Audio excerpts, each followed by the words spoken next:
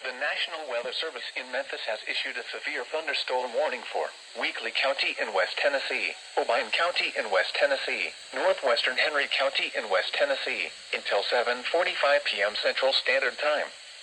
At 6:45 p.m. Central Standard Time, severe thunderstorms were located along a line extending from near Fulgham to near Hickman to near Big Oak Tree State Park, moving southeast at 25 miles per hour.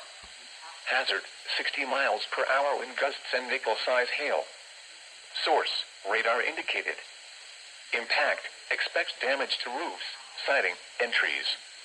Locations impacted include Martin, Union City, Fulton, Dresden, South Fulton, Troy, Sharon, Cottage Grove, Latham, Palmersville, Clayton, Perrier, Woodland Mills, Reeves, Mason Hall, Mount Pelia, Jones Mill, Ruthville, Ralston, and Schaffner. Remain alert for a possible tornado. Tornadoes can develop quickly from severe thunderstorms.